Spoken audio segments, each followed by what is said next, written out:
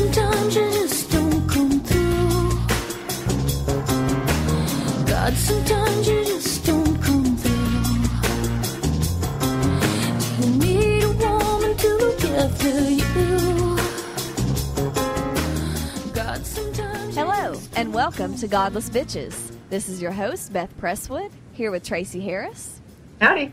And Jen Peoples. Hi, everybody. The Godless Bitches is sponsored by the Atheist Community of Austin, a nonprofit group dedicated to the separation of church and state and the promotion of positive atheist culture. You can contact GB at bitches at atheist-community.org. So how is everybody today? Oh, Doing I'm good. doing well. My neighbor just decided to mow his grass right as we started the podcast, so if anybody hears a lawnmower in the background, it's not mine. I apologize, but, you know. Well, that's just inconsiderate. You know, he should know when you're doing I know. Godless Bitches. I know. I'll run out and tell him, hey, don't you know the bitches are recording? Shut the fuck up, dude. He'll be like, well, there's one bitch around here. Yeah. It's my version of get off my lawn.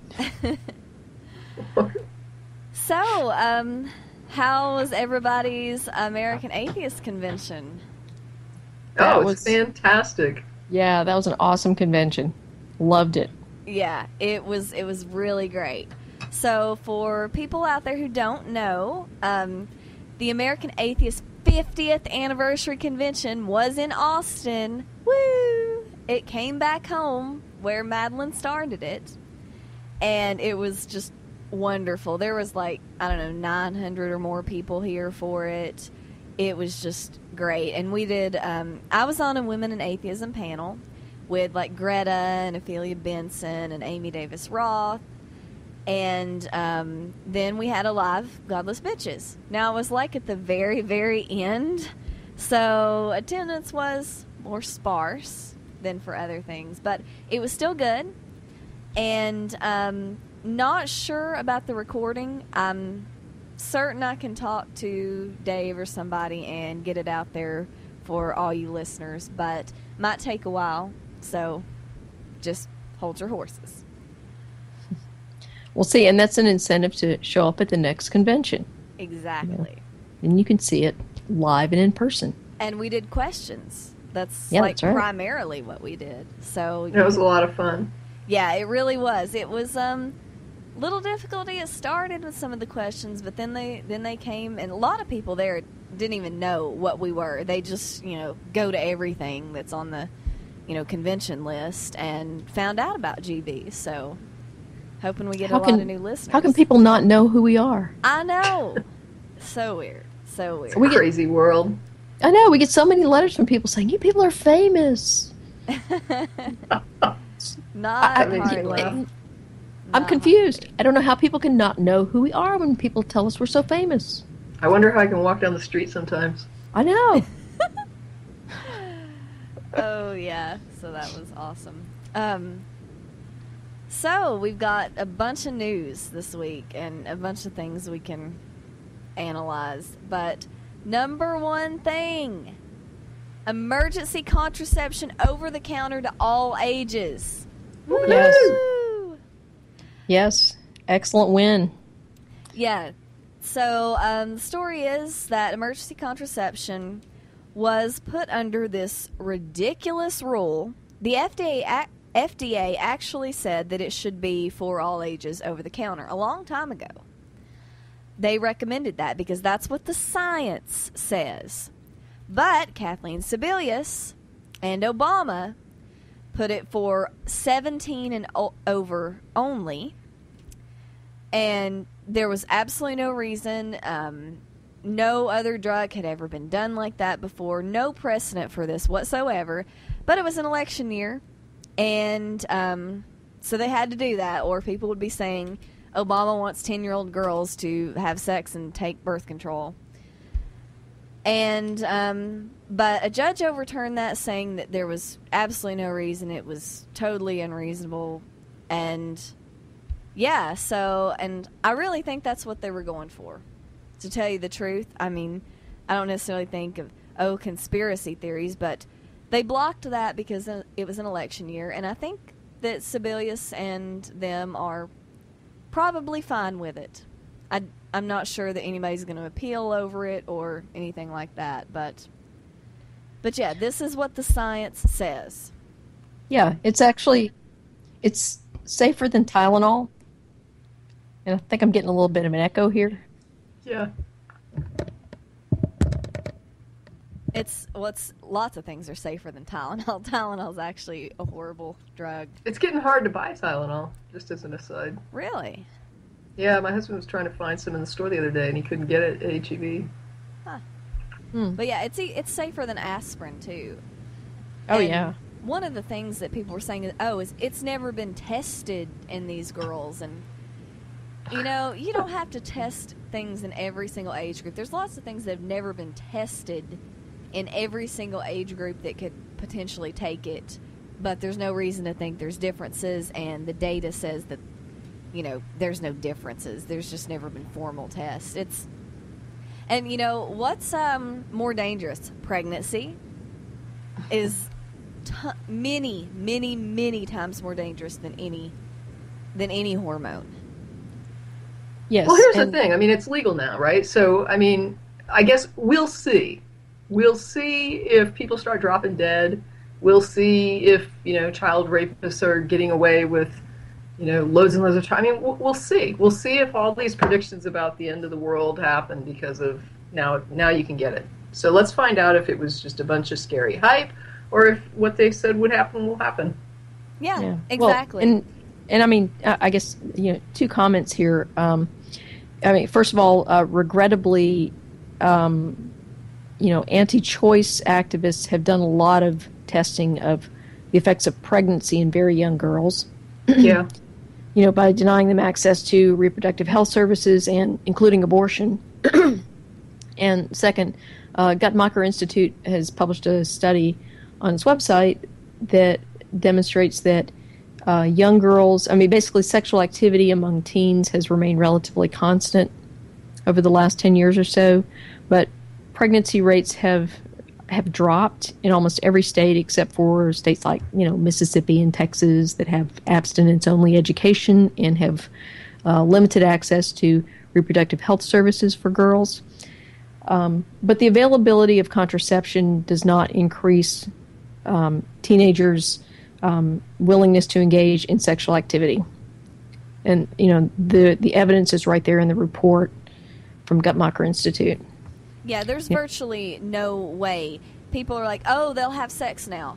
No, there's virtually no way to stop or increase people having sex. They have it or they don't based on their emotional factors and their physical factors and things like that. You really can't stop them. It's just ridiculous to think that this emergency contraception being available, which it's going to be in the pharmacy behind the counter. It's going to cost $50.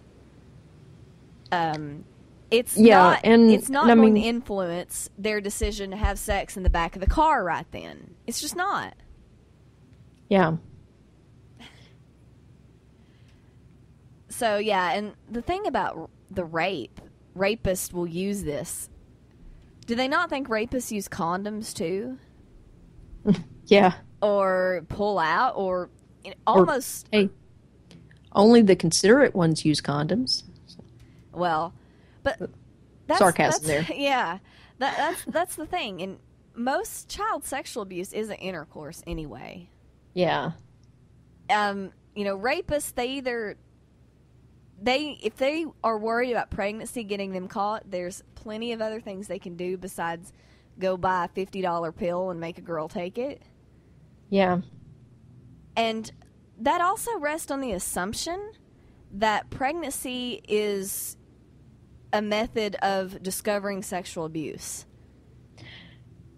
Yeah, and I think that pregnancy is a pretty rare method of discovering sexual abuse. A lot of and if we look just at the Catholic Church's, pedophile priest scandal, you say pedophile priests, and a lot of people think, oh, it was the altar boys and stuff, and it wasn't just boys. There were a lot of young girls that were molested as well, and that's been going on for a long time. And among those young girls, the families didn't want to accuse a priest, and so they basically slut-shamed the girl. She had the baby, they gave it up for adoption, and basically the abuser got off scot-free. Yeah. So, if we look at that as kind of the dynamic for how, especially very religious and conservative families handle something like this, a pregnancy is unlikely to result in an abuser getting caught. Yeah, it really is. And a lot of these girls you hear about, oh, a 10-year-old girl got pregnant, da-da-da. A lot of times they never find the man that impregnated her. Or they find out that it was a male family member or a male an adult male living in the household with the girl. Right. So close enough to a family member that, nobody wants to talk about that. Yeah. I mean, they have to, at a certain age and stuff, the doctor would have to report it and stuff, and there would have to be some investigation, but those can be stonewalled pretty easily. Mm-hmm. So, yeah. All right. So I think that's about all on the Plan B decision, since it's awesome. It is. But of course, the right-wingers are, and I shouldn't just say right-wingers, but the anti-choice crowd is now hailing it as, oh, they've got the abortion pill out there. So. Oh, yeah, and there is absolutely no evidence that Plan B could block implantation, which wouldn't even be an abortion, but still, it doesn't even make logical scientific sense. It really doesn't. So, whatever. All right. Did we lose Tracie? Is Tracie still there? I still show her. Yeah, I had myself muted for a minute. Okay, that's fine. So, the second story I have is from... Sorry. is from News Channel 11. This is Johnson City, Tennessee. Man drove 90 miles an hour with genitals hanging out the window. This was the vice mayor of Mount Carmel, Tennessee. And apparently they've actually been trying to catch him for quite a while. He had been reported, women had reported that a man had been masturbating at them while driving his car and hanging his junk out the window. And one woman finally was able to jot down the license plate number, and they finally found this dude that's been terrorizing the highways of Tennessee with his dick for years. And who was it? Well, my computer is not wanting to work right now. Oh, William Blakely, the vice mayor of Mount Carmel, Tennessee. What do you know? So, witness Deborah Sturgill said, I was scared that I was going to wreck. He was going to cause me to wreck. I want video. I know, this sounds crazy. Well, how do you drive? I don't... Well, I'm trying to get a mental image of this, and it's like, what did he just, throw it over his shoulder, or, how exactly? I guess I hadn't considered that it could be. But well, cruise control, for one. Somebody brought that up on my thread. You definitely got to have cruise control. Yeah, I mean, was it making his legs fall asleep because it was so heavy and he had to pick it up and, I really don't know, but here, I got to read these quotes. So, Deanna Dykes, another witness, said he was waving, grabbed his shirt, and kind of pulled it up. After the waving, it turned into a lot of beeping, him grabbing his chest area and clasping his hands together. He was taking his hand, wetting his mouth, and masturbating. At over 90 miles per hour, he had his penis out the window. He was masturbating, and that's when it got really, really bad. I wouldn't look over anymore, and I wrote his tag number down on my hand, which I believe he noticed, and he exited very quickly. Like, he didn't think somebody would do that, right? Yeah. Like, you're in a vehicle with a license number, and it doesn't dawn on him that, holy crap, somebody could take my license number and identify my vehicle. Like, what is with this dude? And the cop went on. It went on for so long, and nobody's addressed it. He said, referring to the dozens of phone calls the department has received over the course of 3 or 4 years, she said, related to Blakely's behavior. Ages of the alleged victims range from 16 to 65. And imagine if there was children in the car, and it's just like, you just have to wonder, like, in the age of cell phones that take pictures, and, like, how do you think you're going to get away with that? Yeah, I don't know. But he was charged with indecent exposure and reckless endangerment. Wow. Wow, that's crazy. Yeah, that is reckless. That's absolutely nuts. Yeah, I wish there had been video, because I mean that'd make an awesome YouTube. That's clip. 1 million hits on YouTube, guaranteed. Oh yeah. I mean, can you imagine if you had video of that? You could make a ton of money on YouTube. And now people are going to get on us for encouraging guys to do this, so that they can get videoed. No. Like, get your buddy to drive alongside, get some video. No, it's not funny unless it's, impromptu and someone that takes the video thinks that it's worth videotaping, and then post your license number. Yeah. Yeah. I actually saw a penis on the Weather Channel once. They Really? were out there live at a hurricane or a storm or something. And one guy noticed they were filming, so he just dropped his drawers and wagged it around and then ran away. Yeah. Wow. And so this was live, so they didn't have a chance to. Yeah, they didn't have a chance. So it was everything. Wow. What is it? I mean, I know you're proud of it if you got it, but nobody wants to see it. Yeah, and I want to say, we actually had a discussion about, believe it or not, this on my wall. Mm-hmm. Not this article, but just the idea of masturbating in public. And one of the things that I called out is there's a big difference between just sitting around masturbating and pushing that onto somebody else, like making that person the focus, following them, targeting them as like somebody that you're trying to force to watch you, or when you start treating people publicly like you can make them associate you and make them look at you and you can't do that. That's harassing someone. No, that's Yeah. That's aggressive. It's not the same. It has nothing to do with whether. I mean, I was just like, if they passed decency laws that said people could masturbate in public, I don't care. I really couldn't give a crap if people masturbate in public. But when you start targeting people as your objects to masturbate to, they have a right to say no. And to say, I don't want to be the thing that you're masturbating to, so please go leave me alone. If you want to look at someone attractive and you want to go home and masturbate to that or go somewhere else or think about, but you can't just go and leer at somebody and force them to look at you. And you can't, they have a right to be out in public too, and they have a right to be out in public, unimposed upon by your bullshit. So you do what you want to do, and if somebody cares what you're doing and it doesn't impact them, that's one thing. But if you're doing crap and you are actually trying to involve them, then what they want and what they think matters. So you don't get to try to involve another person and then pretend that you're not imposing on them. That's crap. Oh, yeah. It's not like he was just jacking it in the car. Right. He found women and then thrust his penis out the window at them. And I'll just personally, I've had that happen to me twice by men I don't know. So I don't know what gives with that, but it is so not cool. And that's the thing. What I'm saying, I'm not so uptight that I wouldn't even give a crap if somebody was just standing on a street corner masturbating. It doesn't bother me at all. But don't involve me in that shit when I haven't agreed to it. If you want me involved, you have to come up and say, hey, would you like to be involved in this? Here's what I want to do. And if I say no, then you better go find somebody else.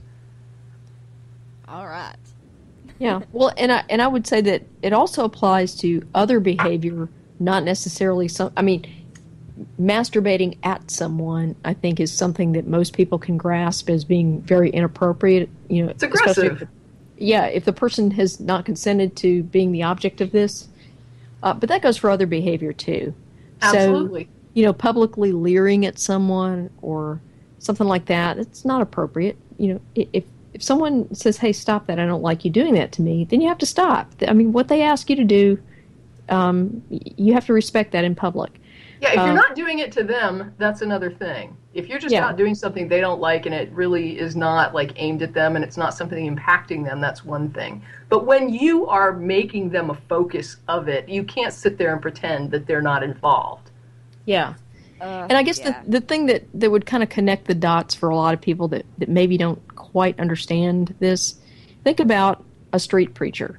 If they're standing on the corner and they're just preaching, they have the right to do that. And, you know, you can walk past them and ignore it and it's not involving you. But when they start following you and preaching at you, you know, and you tell them, hey, leave me alone, and they don't, they've clearly crossed the line. You know, you're not allowed to do that to people. Yeah. Yeah, for sure. All right. Well, are we done with Blakely and his junk? Yeah. Okay. I just want to know how he got it out the window. I mean, I'm baffled. I'd love to see it. I mean, not that I would love to see it, but I just out of curiosity, I would love to see how he managed it. Yeah. I don't even know. That's strange. All right, so quick note, there is a Camp Quest Texas fundraiser.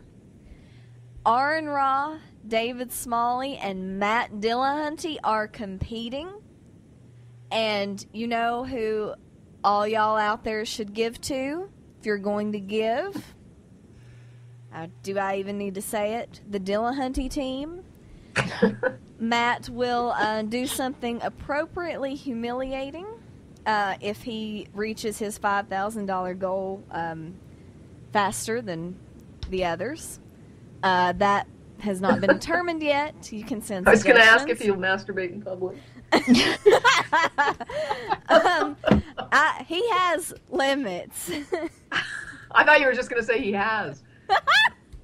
No, we're planning something he hasn't done before. It's at youcaring.com, and there's a bunch of slashes and crap after that. So you can go to Matt's page and my Facebook page, and I'll post it on the Godless Bitches Facebook page and the Atheist Experience Facebook page and whatnot. So, yes, money for Camp Quest. It's going to be awesome. Awesome. Send kids to camp. That is a good cause. All right. So, I don't even know. I was caught off guard by that. So, let's see. Did we want to talk about that article? We talk about anything you like. The hookup article. Yeah, I'm just so. I mean, we'd have to. We will probably be sitting around for 15, 20 or more minutes on this. There's so much wrong in it. Before you even start, can I just preface it with I gotta say, because everything we talk about I think is going to demonstrate this, but whenever there's an article that talks about how you shouldn't make things and relationships all about sex, it's almost like an inevitable path that you're going to run down that is going to make the relationship all about sex. They start out saying it's not all about sex, and then they make sex this hyper-focus of everything they say. And it's like, wow, how did you get from it shouldn't be all about sex to making everything you're talking about sex? Yeah. They don't get it. Their problem is that they make it about sex. You know what I mean? It's like they're so hyper-focused on sex, and they're saying, why can't I find somebody that'll have a relationship with me that's not hyper-focused on sex? And it's like, well, first you have to quit hyper-focusing on sex. Yeah. I mean, that would be the first step in finding a partner that's not hyper-fixated on sex, is for you to quit fixating on sex. Because you seem really fixated on it. Well, and you know, this is not to say there's anything wrong with just going out and having sex with, you know, finding people that you want to have sex with. Not at all. Yeah, not at all. This is strictly an observation I make about those people who write and say, I want a committed married relationship, and I don't want something that's all about sex. And then they write an article, and it's like sex, sex, sex, sex, sex. Yeah. It's like, what I the agree. hell? I mean, how do you not understand how you're not finding a life partner? Yeah. You're not Yeah. finding a life partner because your head is like just flaming sex. Because And because that, you're out there you know, pursuing sex like you're just somebody pursuing sex. if you're trying to catch trout, you don't fish with, salmon bait. I mean, you use, there's different, if you have different goals require different strategies, right? Yeah. Nothing wrong with having a goal of casual sex, and there's nothing wrong with whatever kind of open marriages, whatever you want to have is fine. But there's a different strategy involved for those things. If you want an open marriage, then you don't go looking for somebody who wants a commitment. You go looking for somebody who wants an open marriage. If you're looking for casual sex, you don't go looking for somebody looking for a relationship. You have to have a strategy that hooks you up with people that are interested in casual sex. You have to have different strategies to find the type of person you're looking for. And if the type of person you're looking for is somebody that's not into casual sex, that's looking for a relationship, you don't go fishing in the pool of casual sex. Right. And you don't go telling people that you want to hook up with that, oh yeah, I'm just into casual sex. But if you do, and they take you at your word, you can't get upset later on because they're not wanting to settle down into a monogamous relationship. Because, correct, you said, hey, I just want casual sex. So, you have to go in and be honest about what you want in a relationship, and look in the right places to find what you claim to be looking for. There is just so much wrong. Just to give like a rundown on what this article is, though, Beth, go ahead and give the synopsis of it. I'm going to look for this quote. All right, this is in Huffington Post, which right there probably tells you the quality of it, by Susan Rosenzweig, and it's called "Please Stop Hooking Up with My Future Husband." So she starts off talking about how she's been single for a long time, and then says, so it's completely possible that my future husband is still married to his first or third wife, but what I hadn't considered until recently was that he might not be married, but simply hooking up with a temporary fix. Now, by hookup, I'm referring instead to someone who you have sex with on a semi-regular basis with no strings attached, which might seem harmless in theory, but is it really? So then she goes on that she doesn't believe women are being 100% honest with themselves about how they really feel about casual sex, and that we're denying our physiology that bonds us to another human being. Not to be crude, but let's face it, men leave their DNA inside us. How can you expect not to be affected by that? Well, first off, you cannot be affected by that by using a condom. Yeah. But that's just stupid. The fact that semen gets deposited means we're more affected by sex. That's ridiculous. Yeah, and I mean, the other side of that is that, you could be talking to a guy and say, oh, you left part of yourself inside her. How can you not be affected by that? And I'm pretty sure that when he pulls out, he's got a lot of her on him. Yeah. Yeah. How can he not be affected by that? Well, he can be. That's why he needs to go get a towel. Yeah. Okay. Then she goes, and I think the abundance of casual sex has weakened the motivation of many men to settle down. As she talks about her father who flirts all the time, he admits that had sex been this easy to get back in his day, he probably never would have gotten married. So that's just, don't buy the cow if you can get the milk for free.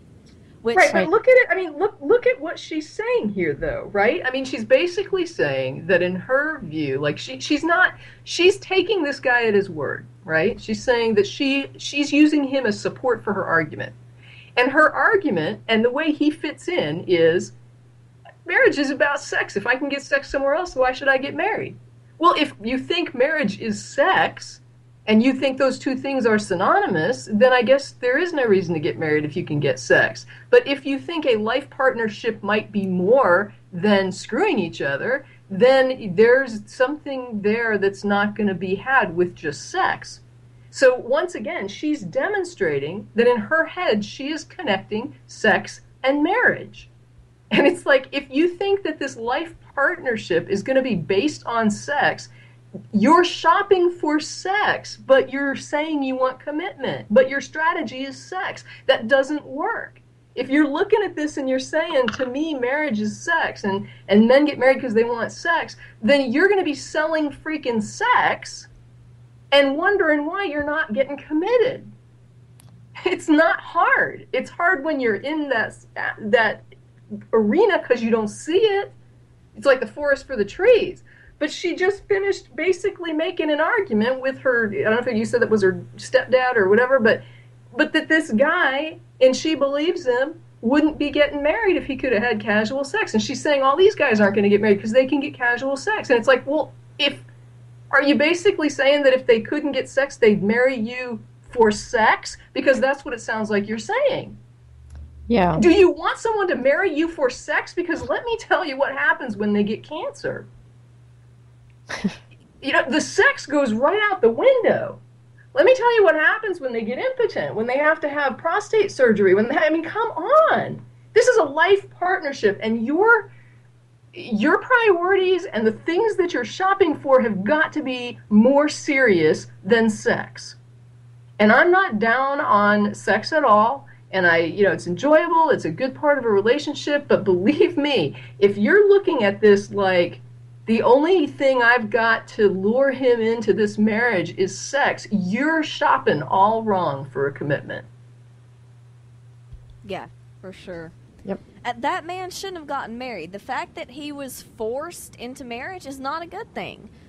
I mean, who wants somebody to say I married you because you wouldn't have sex with me otherwise? That's the whole reason I'm with you.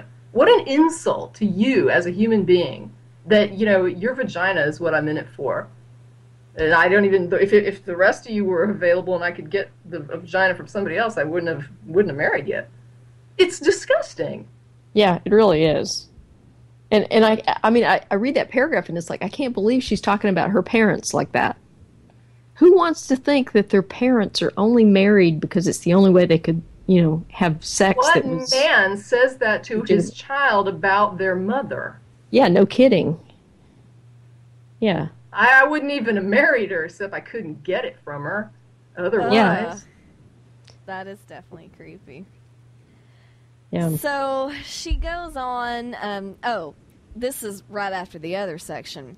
I can tell you in hindsight, he's oh so grateful that he was incentivized to settle down and have a family, especially now that he's retired, diabetic, and would be lost without my mom.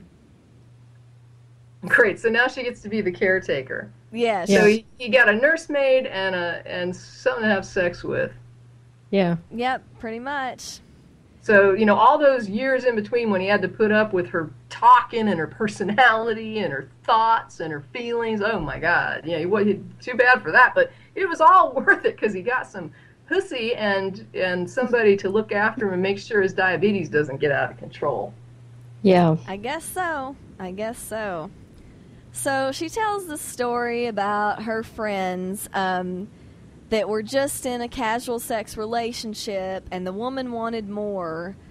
So she ended it and said, if there's really something between you, he'll realize it. And when he's ready, he'll want to work for more. If there isn't, you'll save yourself even more heartache down the road. So she walked away, and he eventually came back to her, and they're getting married. Okay, now here's the thing I wanted to say about that.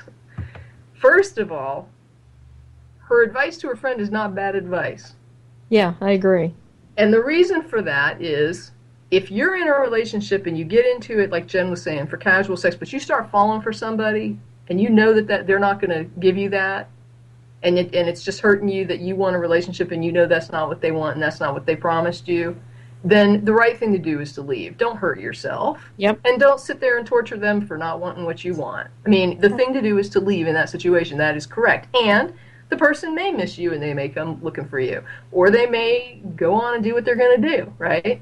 But for your own well-being, you should leave. If what you want changes and you know this isn't where you're going to get it, then yeah, leaving is a good thing.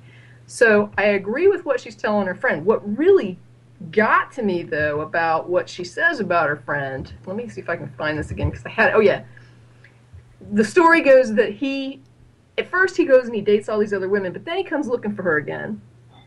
And what she says about that is, let's see, only this time Jen was smarter. She made Dave work and earn her time, dash, and her body. So here we go again with the sex. So instead of her just simply saying, this is just hurting you to be in a relationship where you got into it for casual sex, now you like the guy, but he doesn't share your feelings, he doesn't share the goals that you've now started to feel like you want, and so the best thing for you to do is leave. What she's basically saying is, you step over there, and then it's like a tease because he can't have it anymore. And then when he starts wanting it, and you make him work for it, you make him jump through hoops to get that pussy, right? So what she's basically doing again is, it's all about the sex. You lure him back with the sex he can't have, and it's like, man, that is such the wrong perspective. It is such a wrong perspective when you're searching for relationship and commitment. It's not about him coming back because he wants the sex that he's missing from you, right? It's about, he's supposed to think, hey, I liked her. I can get this sex. I'm getting sex from lots of people, and I can get sex anywhere. I can get sex from her, sex from other, but I like that woman more than other women. I get along with her better. I have more fun with her. That's what he needs to miss, not your freaking vagina. Well, right? and interestingly enough, this story and the point you just made actually blows up her whole theory about, you know, if men are getting all the sex they want for free, then they won't, you know, commit. Yeah. He was getting lots of sex from other women, and he went back to her friend because there was something about her that was better than just nookie, right? And I mean, that's the whole point. This girl is writing the story saying, hold off on the sex, but her whole perspective seems to be so that he'll come running and drooling for the sex. And that's where she's screwing up. That's where she's fishing. She's fishing in the pool of sex for commitment, and it's not going to be there. I mean, I'm not going to say that like 100% of the time you're never going to be hooked up and it's just going to click, right? You can do that. I call that the lotto method of dating, right? You just hop into bed with people and hope you get married one day. It's like, it doesn't work that way. When you're looking for a life partner, you need to be prepared. You need to have that resume available. You need to know what it is, who you are, what works with you, what doesn't work with you, what's compatible with you, what kind of things you look for, what are your priorities. It can't just be about, you know, who's good looking and who do I have a good time with and who do I have the best sex with. That is not what. That's fine if you're out for a good time and sex and fun. But when you're looking at, I need somebody that's going to be able to help me pay the bills. I need somebody that when a real problem arises, we have to sit down and talk about it. I can communicate with them, and we're going to be able to argue effectively without getting, you know, vicious toward one another. We have to be able to. Sometimes that person's going to have a problem and not be able to contribute. I'm going to have to pull their weight. Other times I'm going to have a problem and I'm not going to be around and I'm not going to have the resources. They're going to have to pull some weight for me. I mean, it is not a picnic. Right? I mean, it is not a sex picnic. And that's what she seems to be painting, is this idea that, you know, you get married and it's like all rosy romance and sex. And you need him to want sex to want you. And that is so wrong. It is just so wrong. I don't even know where to begin. But it's especially wrong when the point you're trying to make is that it shouldn't be all about the sex. And then you turn around and it's all about the sex. Oh, yeah. And then next in the article is, I believe that if you give yourself to anyone who shows you the least bit of attention, you lower your value. So, your value is in your pussy and what you can get people to do for that. Yeah, charge for it, basically. Make them pay. You know, not in money, because, that would be a prostitute. But, you know, make sure that he has to, you know, give you something for it. It's got to be a fair trade, right? You barter that thing away, is what she's saying. And it's really disgusting. I mean, I can't tell you how grotesque this really is. As a person married 13 years, this is grotesque. And as somebody that's gone through some really rough times, you know, with my own marriage and had, you know, like I've talked on TAE before about David having cancer and all that. And when I see somebody, you know, talking about marriage so glibly and talking about these like completely shallow concepts behind it and buying into such crap about what a life partnership entails. And it's just like, boy, you have no idea. You are still in this crazy dating phase in your head. And that's why you're not finding the commitment. Not because there's not men out there who are good men, who are committed men, who are, and I'm not saying that men that don't commit aren't good, but there are honest, committed men who are looking to settle down, and it's like, it depends on what you're willing to settle for. I read this article by a woman who was giving this marital advice, and I remember one of the things that she had listed that was like in her book, right? Now, that she wasn't recommending what other people should want or not want, but in her book, a complete non-negotiable attribute of a man she wants to marry, he can't be bald. And I'm just like, are you kidding me? You're kidding, right? So what happens if you get married and then the guy starts to lose his hair? What's your that's a divorce? Yeah, really. Well, yeah, what's your plan here?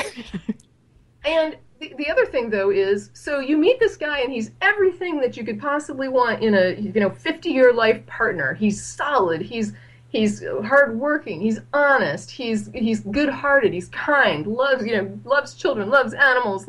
And you're gonna tell him, gosh, sorry, it's gotta have hair. I couldn't. I was like, this is a person giving people marital advice. I cannot believe this. This is not marriage advice. This is dating advice. This is find somebody you think is attractive.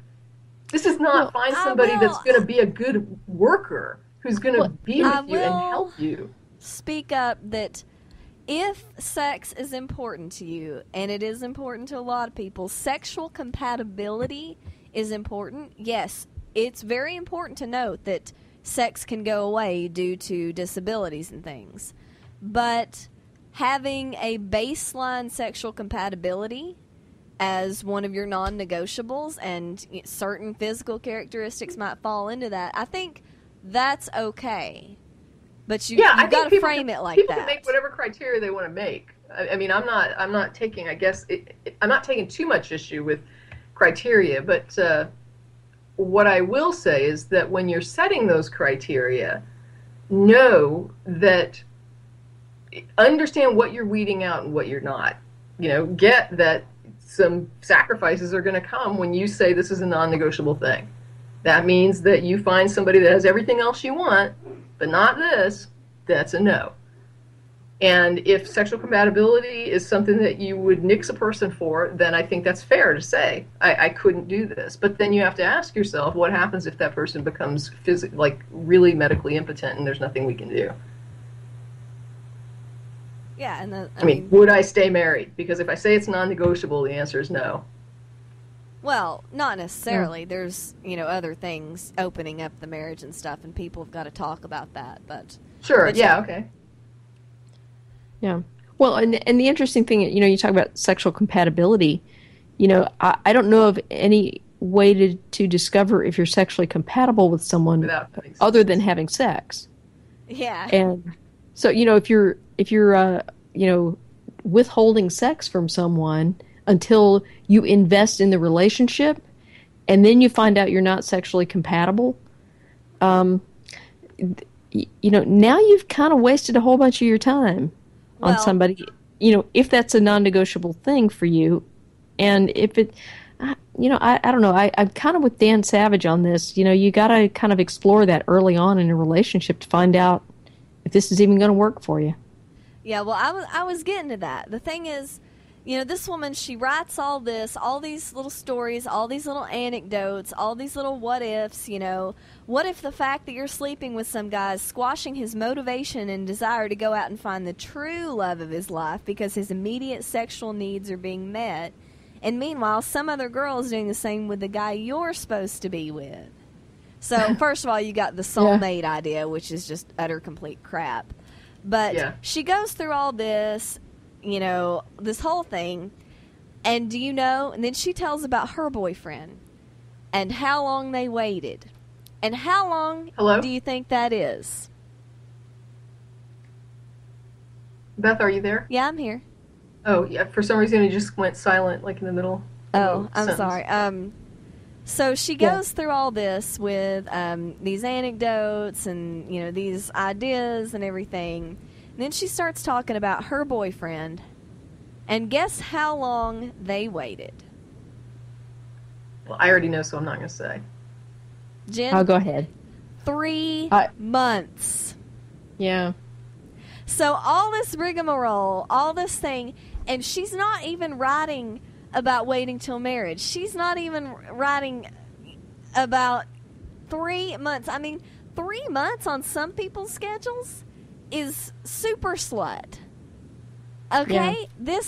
All this rigmarole to say that, 3 months or more is the marker for when you're going to tell if it's, if it's close to a sure thing, if you're invested, if he's a good enough guy. Oh, but if you do it, before 3 months or significantly before 3 months, everything's doomed and you're just going to be meeting someone's sexual needs and they're not going to be on the market and they're not going to be motivated. And all this. Yeah. 3 months. Now, I want to say, I don't have a problem, especially with people who do get emotionally attached with physical intimacy. I don't have a problem with people saying, I need to wait and get to know somebody a bit before I have sex with them because I get really attached really fast. So I'm going to, if we can go out for a while and kind of get to know each other, and if we get along and everything's working out and we think we're good match, then I'm cool with having sex, but I know myself and I know where my head is at, and if we have sex right away, I'm going to get all, into it, and then if it turns out 3 months from now that we're really not that compatible, I'm going to be really hurt. So I'm not going to do that. Please respect that I need some time. And when I feel comfortable and I feel like I know you well enough and I think things are on a good track, then okay, then we can make it sexual. To me, that's reasonable. And it's not just reasonable, it's something that I would say it probably is a good idea. I think for most people, if you're in the market for commitment and marriage, it might be a good idea to kind of get to know the person just a bit and check your list of what you want and what you don't want and see if that person is hitting some of those marks before you get into some really close intimacy, because that's when you start really feeling invested sometimes in a person, especially if you're looking for commitment, you're looking for marriage. You don't want to get really, really invested because it gets hard to kind of sort out fact from fiction once your head is all into it. And I think we've all seen people get into relationships where they get real invested up front, and then later when it's not working out, it's real hard for them to make that break and walk away. And that happens, right? I mean, it can happen. And you don't want to waste 2 years working on a relationship that was doomed, and you would have known it in 3 months if you would have just held off on it getting real invested. And for some people, having sex is getting real invested. So I respect that. But what I don't respect is somebody saying, you should wait because if you give him the milk, he doesn't need to buy the cow. That's bullshit right there. The reason you're waiting isn't because of this weird sexual magic that's going to happen that's either going to drive him away or drag him into your, clutches, or I don't know what they think sex is, like this magical something. I don't know. It's not. And you don't wait because you're trying to entice him to want you more. You wait. It's not a game. If you're playing those kind of head games, you're not ready for marriage. You need to wait just until you have had a chance to check somebody out. And to say, I've got this, it's like a job description. You just think of it as life partner with your criteria. Here's my requirements. Here's what we desire. Here's what we'll take. We'll take 3 years of experience over a degree. We'll take, whatever. It's okay to have that job description and say to you, in fact, I encourage people to think about it. What kind of things do you like? What don't you like? What is compatible with you? Know that inside and out, and then start looking for who are the people that are going to be most likely to meet those things on your list. Make it a job description, and respect it when somebody else says, I have my description too, and I like you, but you're not meeting my marks, the things I want. And sometimes that's fair too. It doesn't make somebody a demon just because they don't see you as like their future life partner. But yeah, I'm okay with people waiting. It's just the reasons that she gives are what bugs me, because she takes it and she makes it all about sex. And that's not right. Yeah. Well, that and this idea that there's somebody out there that you're supposed to be with. Yeah, she said, I saw her, she has a little line that says, every pot has a lid or something like that. And I thought, man, you should go to Goodwill. There's a whole bin full of lids. And I've got pots in my kitchen. There'll be 3 or 4 lids fit those pots. I don't even know which one it came with. Yeah. There's a lot of pots come in standard sizes, and you can find lids to fit them. Yeah. And I was just reading that. I thought that is just remarkably wrong. And clearly she doesn't understand the amount of work that goes into a relationship with someone. It's Agreed. not that you've found your lid and it just fits. Agreed. It's not 50-50. It's 100-100. Everybody's kicking in 100% every day. But you know what? Sometimes it's going to be 100-0. Yeah, on some exactly. days. It really is. Sometimes your partner is not going to Yep. be able to be there, and sometimes you're not going to be able to be there. And you Right. have to just say, I'm sticking with it because that's the commitment we made, and I know what you're like on a 100% day, and so I'm staying here. Yeah, exactly.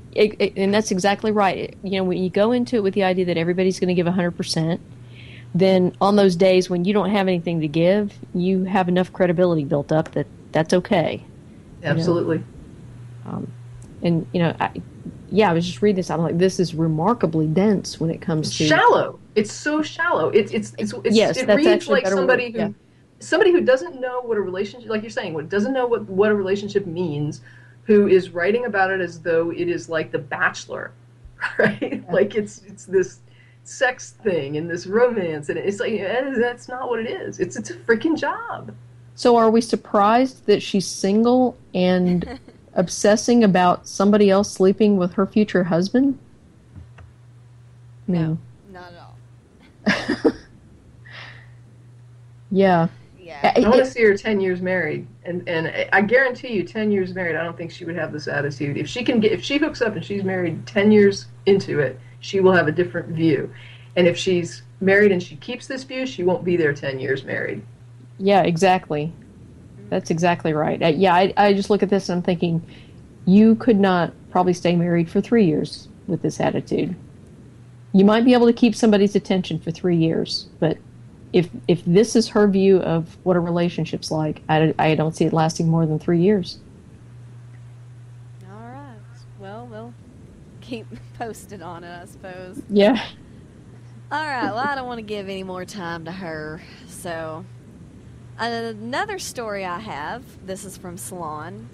There's a Georgia representative, Paul. I think it's Brown. It's spelled a little different. Broun. His quote is, "I don't want to pay for a sex change operation," Brown told town hall attendees, presumably referring to a proposal scrapped by the Obama administration late last month that would have allowed gender reassignment surgeries to be covered under Medicare and Medicaid. "I'm not interested. I like being a boy." It makes no sense. Yeah. I don't want to give money that's going to help fund making public buildings handicap accessible. I've got legs. Yeah. Yeah. It's stupid. It is. It's the classic, I've got mine, fuck you attitude. Yeah. What's his political affiliation? Republican. Not a shock. Yeah. Yeah. Yeah, it's just, so I just, things should only be paid for if the person, I don't even get it. I don't want to pay for a sex change operation because I like being a boy.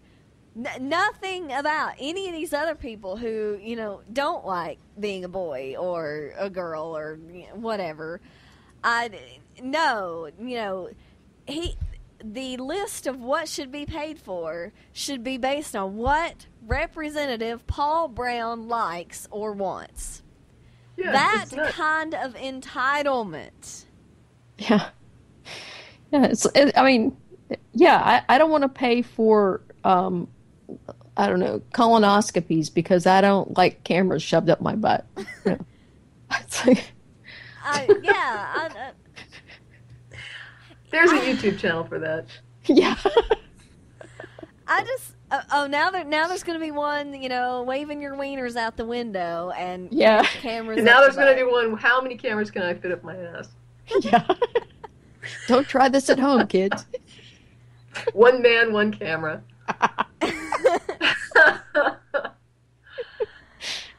Oh Oh my. Why do you see the size of my camera?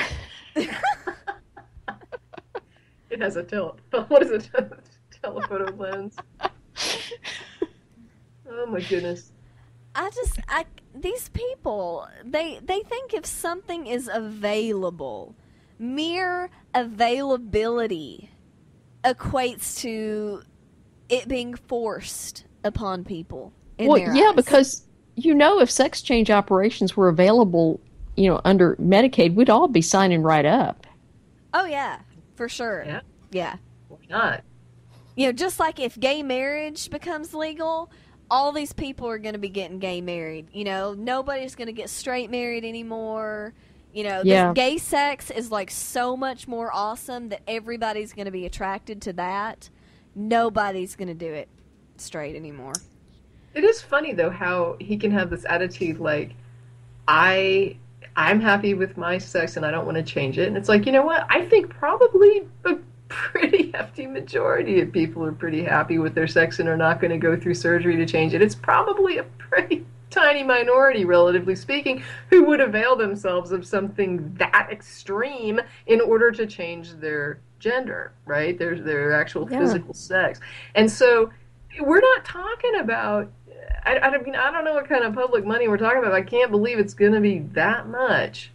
I mean, comparatively speaking, I'm pretty sure I could find other things that we spend money on that could cover that, because there's not a lot of people that are going to be in line for having their genitals, surgically altered in a crazy way. And when I say crazy, I just mean extreme. I don't mean like, these people are nuts or something. I understand that it's stressful to be stuck with something physically that you're not happy with. I get it. But they understand. I mean, how many people does he know that are just like vying for the surgery? He probably doesn't know any trans people. Yeah, I'm sure he doesn't. And if he does, they're not revealing themselves to him. So it's such a minor thing. It's like, why would you make this, some kind of focal thing? Yeah, but not only that, but the lack of empathy here is really stunning. I mean, sure. If you can, he seems incapable of understanding just how stressful and distressing it is. Sorry, hit the microphone there. For someone to feel like they're trapped in the wrong body, and for someone to even take the step of pursuing a surgical alteration like that.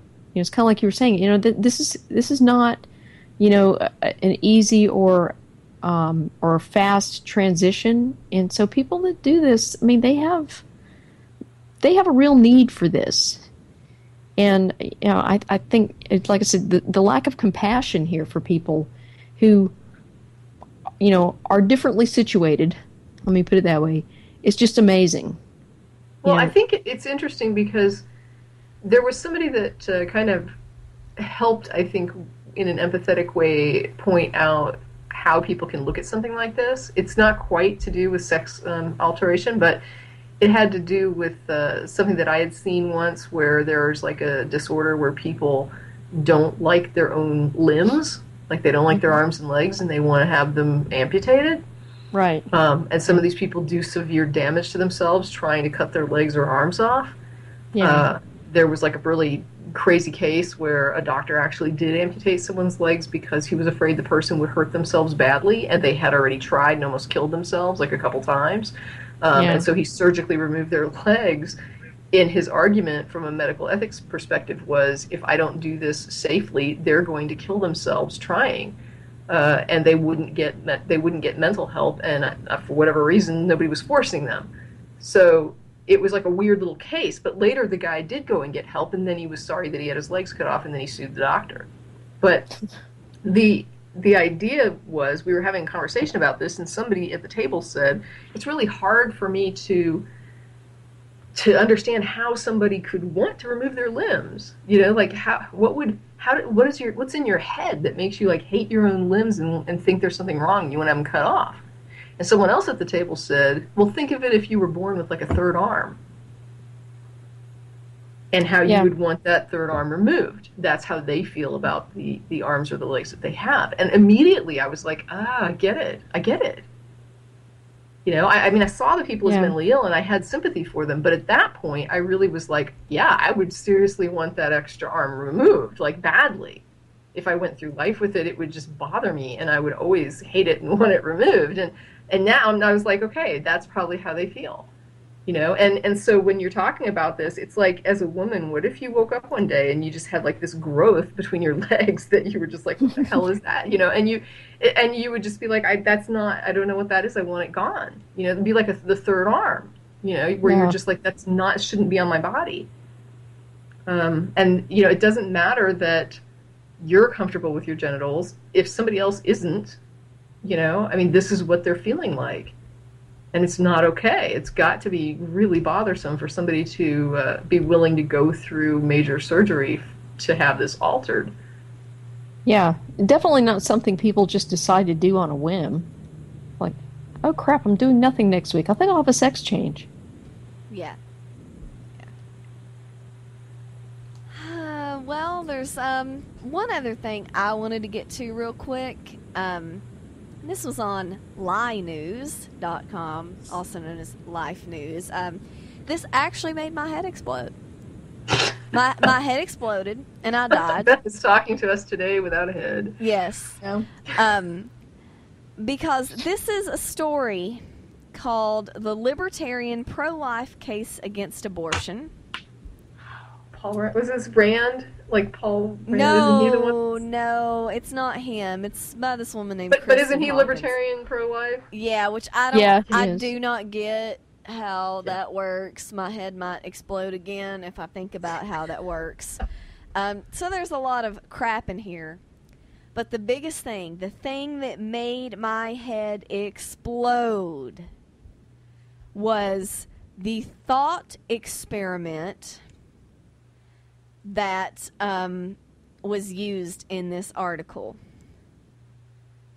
So there, before that, it's with legal abortion, the state discriminates against citizens based on a policy that creates two tiers of human beings, a superior class with rights and an inferior class without rights, based upon physical location, which I could completely turn that around and say if you ban abortion, you create a superior class of fetuses that have rights and an inferior class of women that don't have rights. Based purely on location. Right. But, okay, consider this thought experiment. Say a child was delivered and taken home from the hospital, but then developed a rare condition requiring him to be placed back inside his mother for a short time so he could survive life-saving surgery. His mother willingly agrees, eager to save the life of her son. Was the child a citizen for the government to protect while outside of the womb, but as soon as he went back into his mother's womb for the surgery, was not? They're missing the point. I know. Yeah. I can't even... the question I thought they were going to ask was, let's say that this put it back in her body procedure lasts 9 months. And after 3 months, she says, I can no longer endure this. Does she have a right then to say, I'm withdrawing consent? I thought the experiment was going to be something like, should she be forced to take him back, to take the baby back in? And no, they completely glossed over that to say, oh, in the womb, did the government have the obligation to protect it? And then when it's ridiculous. It's completely missing the point. They are blind, absolutely blind to the issue of consent. Right. Well, I mean, it would be the same thing if they were to say this child needs some kind of tissue. What do you call it? Like a tissue transplant, or some sort of blood or tissue donation, and the mother says, I agree to it. And then they start prepping her for surgery, and she says, no, I can't do this. I can't go through with it. I'm sorry. I can't go under the knife. Does she have a right to change her mind, or they strap her to the gurney and make her do it because she willingly consented previously? Yeah. Yeah, exactly. Clearly you can back away from that commitment. Right. You decide at the last minute you can't do it, then you can't do it. And if you decide somewhere in that procedure and you're able to withdraw consent, you can withdraw your consent. Mm-hmm. Yeah, and... they set this up in a very deceptive way, because they say in there that the mother willingly consents to having the child placed back in her body. It's like, well, duh, there's no issue. That's totally consistent with a pro-choice position. She consented. Right. The question is, after she consents to it, though, does she then have a right to say later, "Look, I can't endure this anymore"? Yeah, and I know my baby will die without my bodily contribution here, but I've done 3 months of it and I can't do it anymore. I love my baby, but I cannot sacrifice this any longer. I can't do it. Can she say, "This has to stop, and I'm sorry that my child's body will not autonomously support itself without another body to sustain it"? And I was, willing to try and help, but after 3 months of enduring, trying to help, I've realized that I can't do the 9-month stint. Yeah. So I have to. We have to reverse this. Yeah. In my mind, she has a right to reverse that. Yeah, I agree. I mean, to me, it's the same as... It is not her fault that the child has a condition that will not allow it to survive autonomously. It's not. Nature's a bitch. Yeah. Sometimes, and there are times, at some point we're all going to die, and there are points in our lives where we may not be able to autonomously, physically continue on. And when that happens, we may have medical, technical help that can see us through and give us some extra years. We may have some nice person who donates an organ or tissue or blood or something that allows us to go on and have some more years. Or we may not have that donor, or there may not be that technology, and so we will freaking die. And we didn't die because someone murdered us. We died because our bodies, at that point in our development, our lives, no longer would sustain us as an autonomous, living, biological entity. And when a child is developing in the womb, that is simply a natural reality. The mother didn't stab its organs to make them stop working. The baby has organs that don't work because that's a natural reality, right? Yeah. And she is not responsible for that. It's a natural freaking fact. A person whose body will not autonomously sustain it, that's its body. And if he's born with kidneys that don't work, it's still not her fault. Right. Still not her fault. If the kidneys fail at 5 years old, it's still not her fault. If she has a genetic freaking disorder that she knew about that causes kidney failure, it's still not her fault. And she still doesn't have to donate kidneys. And you still don't call her a murderess. Right. Yeah, so the fact that they put that in there, that just, it made my head explode. And then they go on, now you may ask, what about the rights of the mother? In a civil, libertarian-oriented society, all just laws are born out of the intersection of rights. Sure. When rights compete, a just law comes down in favor of the party that is the non-aggressor and is the most harmed. For example, I may have the right to punch my fist in the air, but when my knuckles connect with someone else's nose, that right gives way to the rights of the person who has just been assaulted. Right, but the question then, because when they're saying non-aggressor, what they need to understand is that I can sometimes violate someone's rights without meaning to, or without intent, right? Right. I can violate your rights without intent to do so. And when that happens, I am the aggressor. I am violating your rights. That infant that is inside the mother is the aggressor, right? It is not aggressing with intent, but it is aggressing. It has violated her bodily autonomy, I agree, without intending to, but it has stomped on her freaking toes, right? It has not gotten consent to use her body, and it is using her body.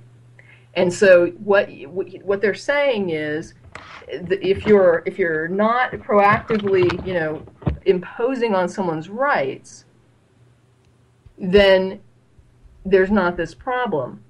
The problem is the baby is imposing on her rights. Yeah. He did aggress. He didn't mean to. It's not his fault. Again, it's just a natural freaking bitch of nature that this is how gestation works. It is a natural imposition on her body, and it does impose on her rights. That is an undeniable reality. Yeah, so they go on. Abortion pits a mother's rights against the rights of her preborn child. Even if one accepts that a pregnant woman experiences a temporary, partial loss of liberty, abortion permanently and totally deprives the human fetus of his or her right to life and consequentially liberty.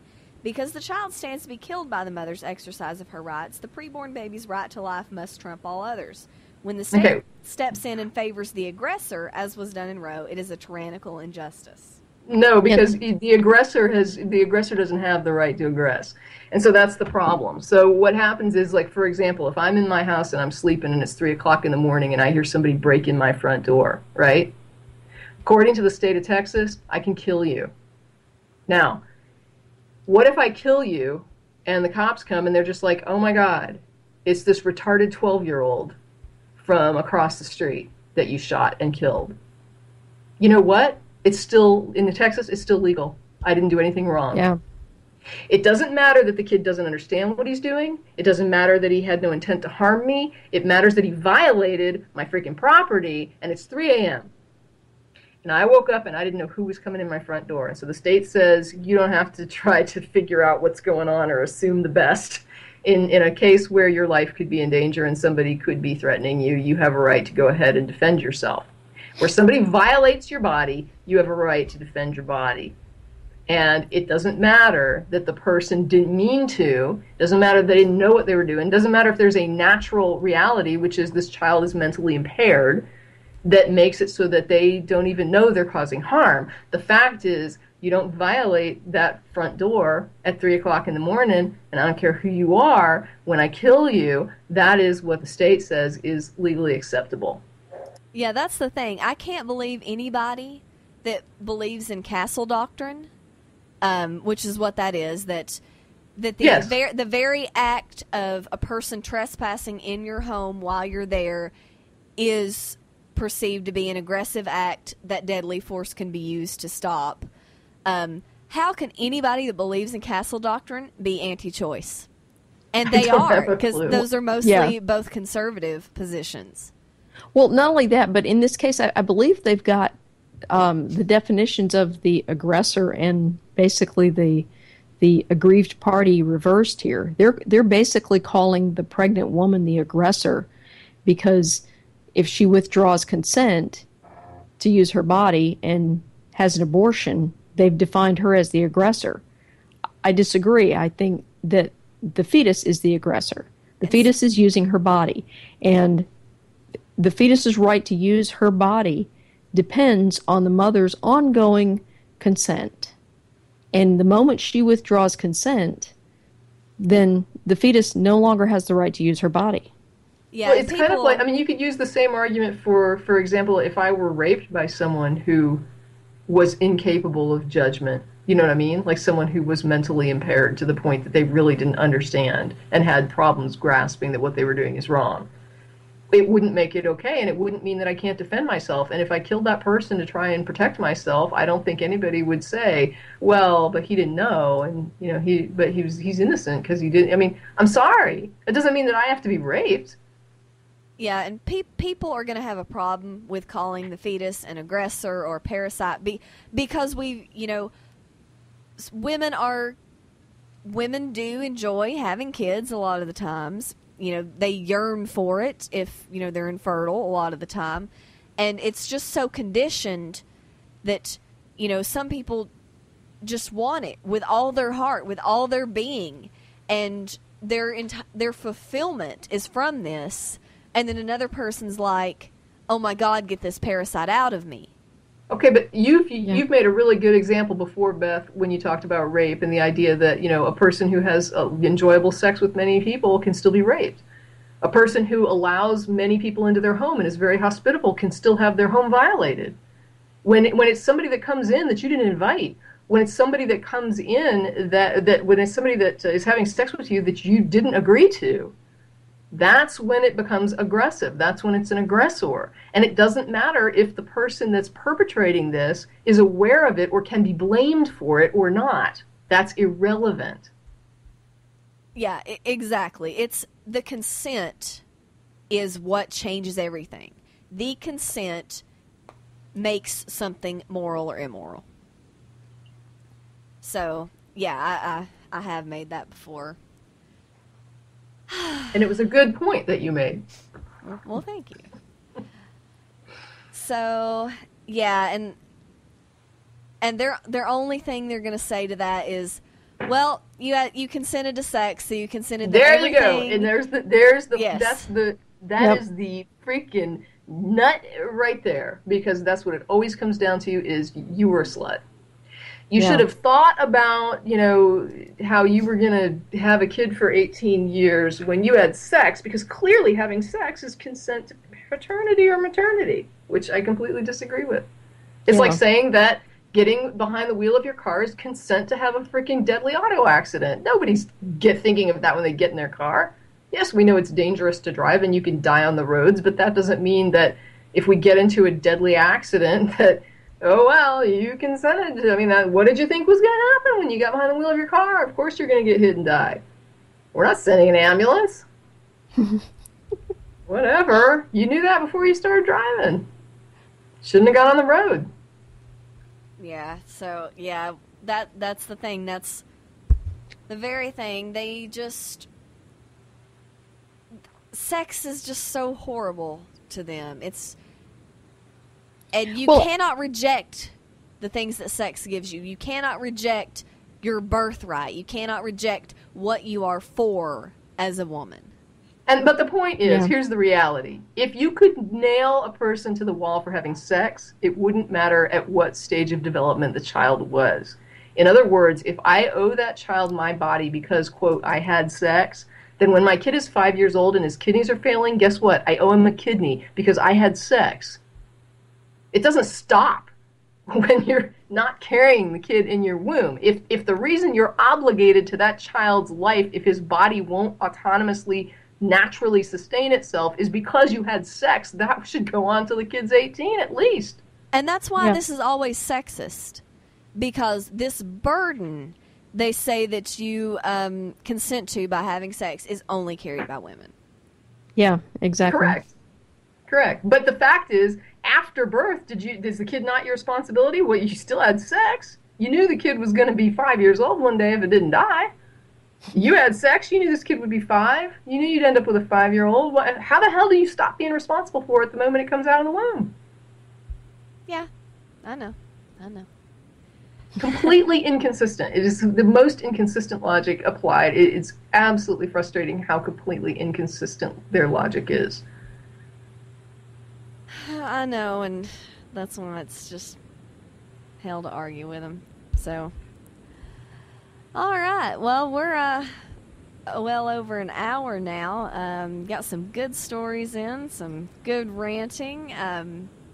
Anybody got anything else they want to add?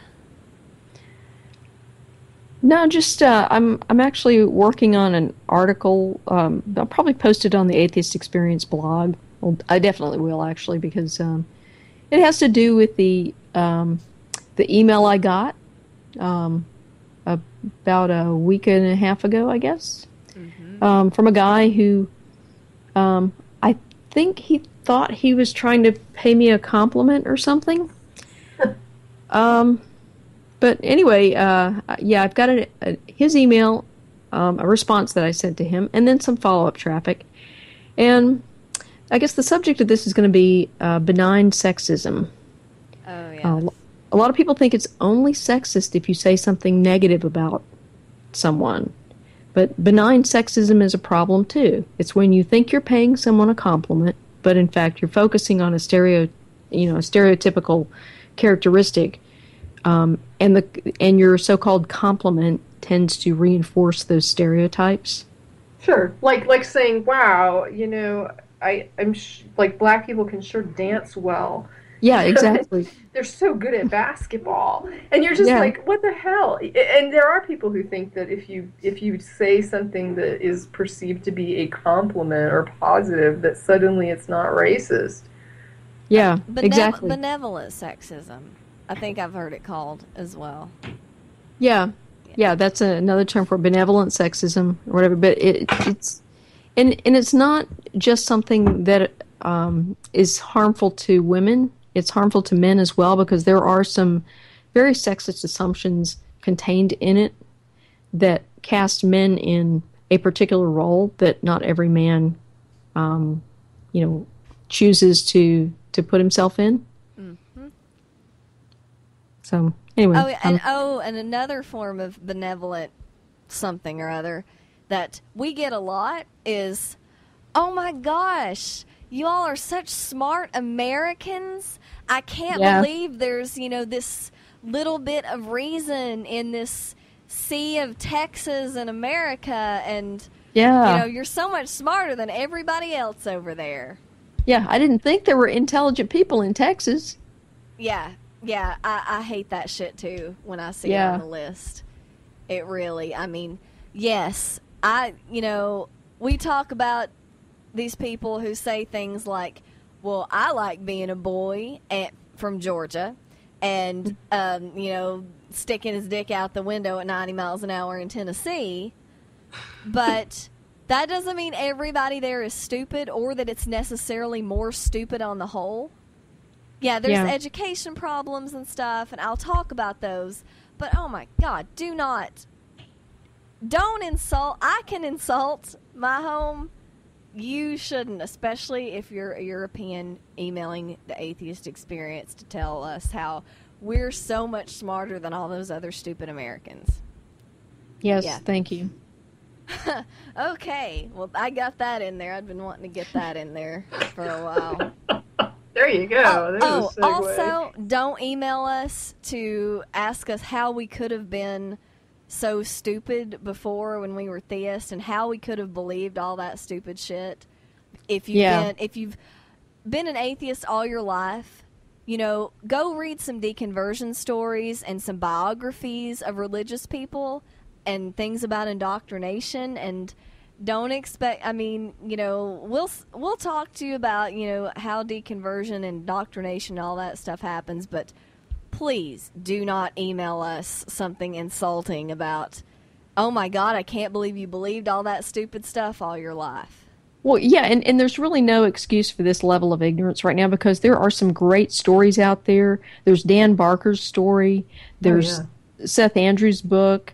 There's Marlene Winnell. Jerry DeWitt's book's coming out in Jerry June. DeWitt's book is going to come out. Wait. Yeah, there are so many people out there that have written so many great things about, their deconversion stories, about the trauma that religious people have, when they try to basically deal with their indoctrination, the problems it causes. There's just no excuse for being that ignorant. So, theists aren't stupid. Yeah, and they're as much victims as anyone else who's been indoctrinated in something that's really harmful. Yeah, and I've been reading a lot of the, ex-Mormon and ex-Scientologist and other ex-cult books, and a lot of these people have not become public atheists, and they may not be atheists. Some of them end up sort of deistic and stuff. But if you really read about, how this hardcore indoctrination goes, you will start to understand what actually happens in cults and in hardcore religion. Well, you know what? There is one thing I want to bring up that I had brought up on some other programs, and I want to mention it. It was Catherine Stewart. Her presentation at the Atheist Convention was amazing on the Good News Club. And one of the lines that she said, I had started talking about this little thing where religion has the best PR machine ever. It's like how do they break something and then get to be the PR machine then says that they're the best thing ever. They ruin something and then it's like, oh, they're the saviors of it. It's like, how do they do that? Not only that, they're the only fix for it. Yeah. Well, what she said, she said a line, she said a quote that I thought was just amazing, which was, if they can't own it, they break it. Yep. And that summed it up so perfectly. Everything that they get their hand, if there's something that competes with them, they're going to own it or they're going to break it. They will shred it down if it has any competition. They'll shred the public schools. They'll shred science. They'll shred health care and welfare. Like anything that gives you any kind of security that they think the church should be giving you, they're going to shred it. And one of the things that was interesting about the convention, the Austin American Statesman ran an article on the front page of the Metro section, like I think it was the Thursday before, or the Thursday when the convention started, I guess that evening. And they talked about a consortium, I guess, of some of the local pastors who wanted to meet with the atheist, quote, leadership that was having the convention here in Austin. One of the Baptist ministers was quoted as saying something like, we felt like it was a good opportunity to meet with these atheist leaders and talk to them and have an open dialogue and share opinions and views, you know, and so we just thought this was a great opportunity because they're here in Austin for us to do that, right? Yeah. The atheist community of Austin is in Austin all the time. Yeah. We have some prominent people in the atheist community connected with our board of directors. You know, right here in Austin. We're here constantly. So I don't know why this Baptist minister thought that the atheist convention was, you know, I say that facetiously because I know exactly why he thought it. The fact is, Baptists hold a Baptist convention, right, annually, where they talk about the regulations, the rules, how they're running the churches. And churches here in Austin meet weekly, right? These pastors who want to talk to atheists, they're meeting every week, and ACA is right here in Austin. Yeah. And they have these congregations that they talk to. If they want to have a public dialogue, boy, they've got a whole church full of people. And one of the interesting things was when Dave Silverman at the end of the convention said, maybe next year we'll have enough atheists at the meeting to fill one megachurch, right? Yeah. And of course it's a joke, but it's true. You know, we could hardly pack a megachurch with the number of atheists that attended the American Atheist Convention. That's how popular Christianity is on any street corner. And so you've got all these churches, these mega churches, right? I mean, we have to install stoplights here in Austin in order to control the traffic coming in and out on a Sunday morning every time they build one, right? You get a new intersection with a new traffic light that is just there because of a church parking lot that is crazy big. Which, by the way, they don't pay any property taxes to help support, so it's all the other taxpayers that are... Well, they're doing God's work, right? So, anyway, they decided that even though they meet weekly, and even though they have a National Baptist Convention annually, and even though there's an atheist community of Austin right here in town that they could invite to their theistic meetings anytime they would like to have an opportunity for dialogue, they decided the atheist convention was the good opportunity for theistic dialogue with atheists, right? And I want to talk about how much bullshit that is, okay? Because if you're serious about wanting to dialogue with atheists, you could do it anytime, anywhere you want, on your own time and your own turf. But you know what? You're not going to have an atheist come and talk at your church. And you're not going to have that open dialogue in front of your freaking membership where you're going to potentially not look so good at the end of that conversation. Tracie? Yes, ma'am. One of the preachers that was on that panel, me and Matt went to his church on Sunday and out to dinner yesterday, and there is potentially something in the works, a debate or discussion. That's a good thing, and I'm glad that's happening, because I'm not happy with the idea that of all the religious venues that they have available, I can't turn on my TV on Sunday morning without seeing some local church having services. And I can't tell you how many times I've never seen an atheist talk and give a lecture at one of those, Sunday morning meetings. And so if they're willing to do that, that's great. I just find it real disingenuous that of all the years and of all the weekly meetings that they've been holding and all the Baptist conventions that have been held, that the one time they decided it was a great opportunity for religion to be, publicly debated and discussed and, publicly talked about was at a convention that was not religious. Yeah. And I don't think that's an accident. I'm glad if they're going to have something like that and they're willing to have an atheist come and talk to their congregation about atheism. That would be really awesome, especially if it's a Baptist doing it. But I really was offended at the idea that they would say that, 900 atheists can't get together without having a religion somewhere in there. Yeah. When they have religion 24/7 on the airwaves, in the meeting halls, in the the conventions, on the billboard, like everywhere, and not a hat tip to atheism. But as soon as atheists get together to have a convention, religion needs to be there.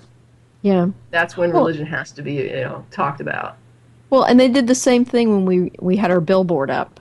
They had, Don Rhodes out there talking about the billboard and what we were trying to do. But then, of course, they had to interview some local religious leaders because, the atheists can't do anything without having some religious person comment on it. Because let me tell you, when they put up religious billboards here in Austin, nobody's ever asked me to come and talk about what I think about it. Yeah, we never get contacted by the press asking us for our response to this. That's the thing. Religion they have to own it, right? They got to be there. They got to be given their opinion. They've got to be invited, or they want to break it. Yeah.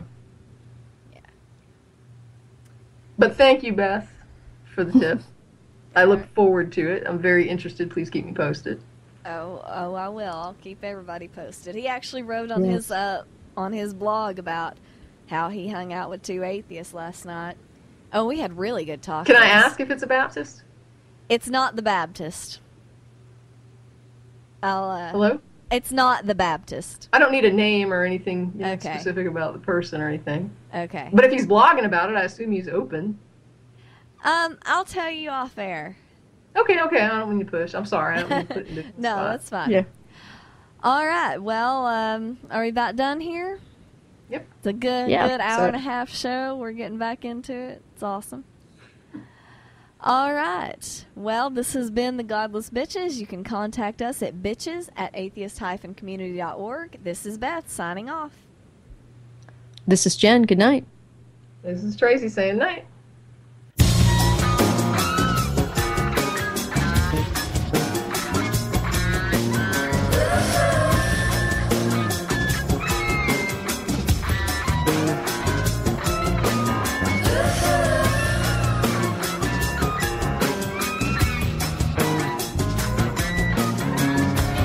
God, sometimes you just don't come through. God, sometimes you just